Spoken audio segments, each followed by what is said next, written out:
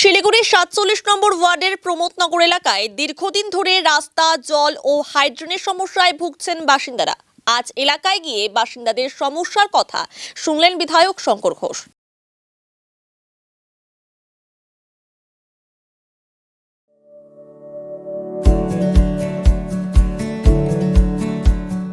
Pampered, not just a hospital, but a mother.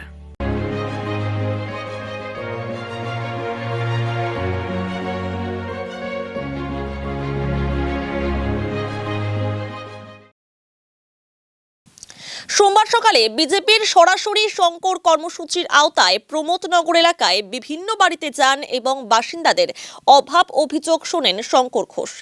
স্থানীয়দের অভিযোগ, দীর্ঘদিন ধরে এলাকার রাস্তার বেহাল দশা।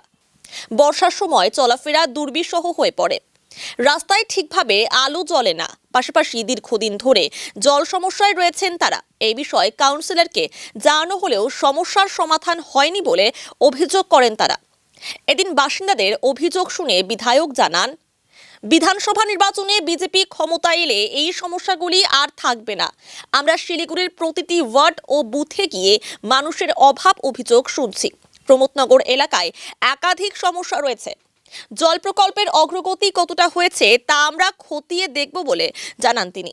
এই বিষয়ে ৪৭ নম্বর ওয়ার্ডের কাউন্সিলর অমর আনন্দ দাসের তরফে কোনো মন্তব্য পাওয়া যায়নি।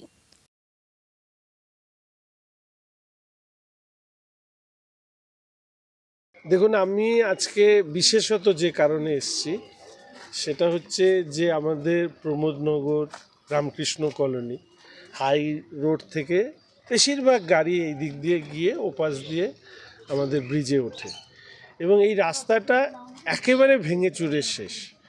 তো এর আগে যখন আমি এনবিডিতে যাই, প্রথম পর্যায়ে যে কাজগুলোর অনুরোধ আমি মাননীয় উত্তরবঙ্গ উন্নয়ন দপ্তরের মন্ত্রীর কাছে রেখেছি, তার মধ্যে এই পুরো রাস্তাটা আছে একদম আপ টু আমাদের ওই ব্রিজ অবধি, যে নতুন ব্রিজ অবধি রয়েছে। এই রাস্তাটা দিয়ে চলাচলের অসুবিধে। আর সামগ্রিকভাবে ৪৭ নম্বর ওয়ার্ড কেন, সারা শিলিগুড়িতেই জলের সমস্যা আছে। অমৃত ২-এর এক প্রকল্পের টাকা এসছে, রাজ্যের সরকার বা কর্পোরেশন তারা মিলে এই কাজটা শুরু হয়েছে, কিন্তু কাজের গতি এতটাই ধীর যে কবে শেষ হবে আমি বলতে পারবো না। তবে এর মধ্যে একবার ইচ্ছে আছে যে এই জল প্রকল্পটা দেখতে যাওয়া এবং কাজের অগ্রগতি সম্পর্কে জানা। এর পাশাপাশি আপনি বললেন যে পার্ক ইত্যাদি, আমার মনে হয় আজকে একটা পার্কে আমরা বিধায়ক উন্নয়ন তহবিল এক নম্বর রোডে একটি বিধায়ক উন্নয়ন তহবিল থেকে একটা আমি টাকা দিয়েছি পার্ক করার জন্য। ৫.৫ লক্ষ টাকা প্রাথমিকভাবে বরাদ্দ হয়েছে। আমাদের সামগ্রিক একটা চেষ্টা আমাদের আছে, তবে এলাকার উন্নয়নের কাজের মূল দায়িত্ব হচ্ছে কর্পোরেশন এবং রাজ্য সরকারের। বিধায়ক হিসাবে আমি যে সরাসরি শঙ্কর কর্মসূচি নিই, তাতে বুথে বুথে যাওয়ার চেষ্টা করি। আজকে যেরকম এপাশের বুথগুলোতে আমরা ঘুরছি, ৫২ এটা না, হ্যাঁ ৫২ নম্বর বুথে আজকে এসছি এবং লোকের সাথে কথা বলছি এবং একই আপনি যে সমস্যাগুলো বললেন সেই সমস্যাগুলো তারাও বলেছে। আমি আশাবাদী যে সময়ের সাথে সাথে এই সমস্যার সমাধান হবে এবং আমি কথা দিচ্ছি যে ২০২৬-এ ভারতীয় জনতা পার্টির সরকার আসলে নিশ্চিতভাবে আমরা এই সমস্যাগুলোর সমাধান করব।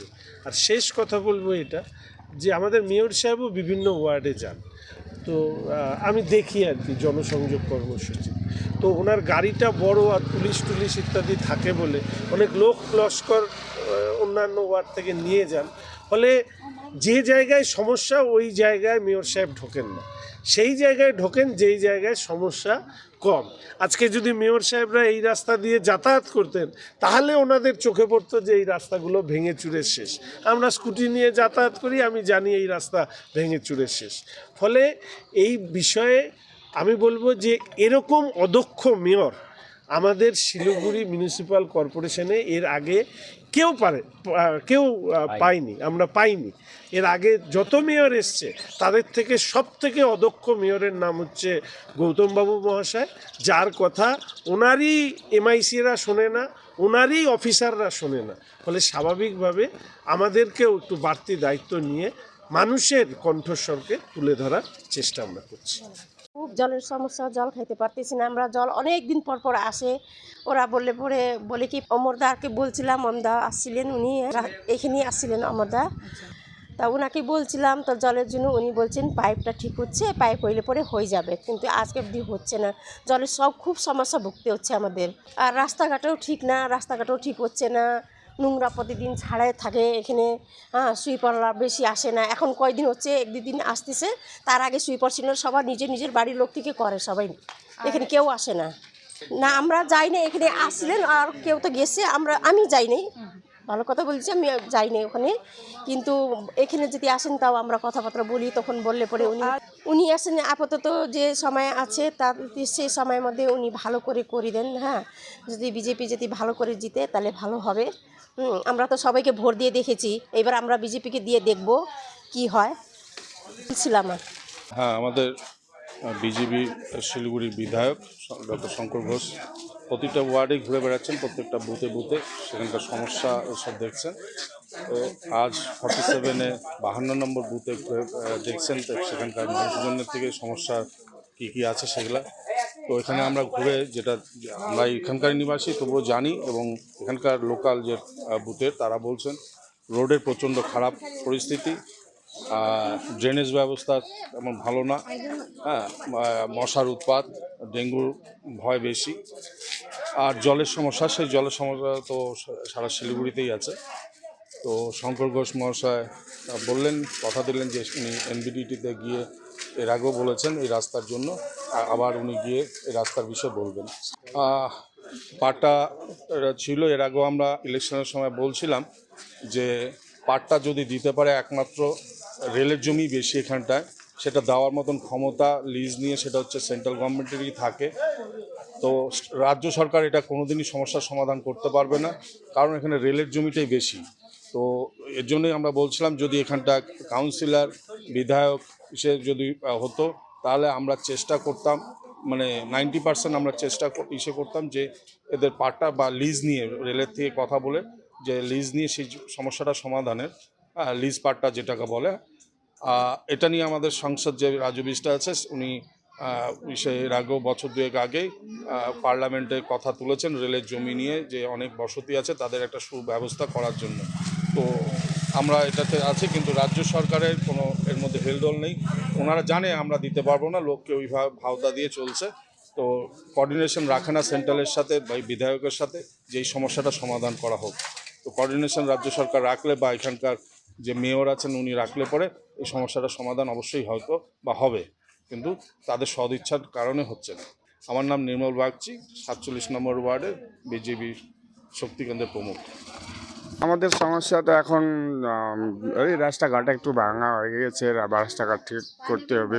জলের সমস্যা একটু আছে, জল ঠিক মতন বাড়িতে পৌঁছাচ্ছে না, রোডে খালি আসতেছে, ভিতরে যাচ্ছে না। ধরেন 2-3 মাস আগে জানানো হয়েছে, লোকের জলের একটু সমস্যা আছে, ভিতরে জল যাচ্ছে না, রোডে খালি জল আসতেছে, ওই সমস্যাগুলো আমরা জানানো হয়েছে। তো উনি বললো হয়ে যাবে, বড় পাইপ বিছাইতে হবে, বিছানোর পরে সব সমস্যার সমাধান করে দিব বলছে। রোড ঘাটের সমস্যাও আমরা বলেছি, ওটা ছিল এখানে, তো ওনার তখন আমরা বলেছিলাম। আমার নাম বিনোদ ছেত্রী। সমস্যা তো অনেকই আছে, রুট ভালো না, লাইনেরও ঠিক নাই, জলেরও সুবিধা হচ্ছে অনেক। আমাদের কাউন্সিলর হলো ওই যে অমরে তো কিচ্ছুই করে না, এই যে এত বছর থেকে এখানে কিচ্ছু করলো না। আমাদের নুরুলদা যা করছে অনেক ভালো করছে। এই যে নুরুলদা ছিল তো লাইন আসছে, রুট আসছে, সব আসছে। নুরুলদা নাই, এখন কিচ্ছু হচ্ছে না এই জায়গাতে। ওই যে রুট নাই, জল নাই, কত অসুবিধা হচ্ছে।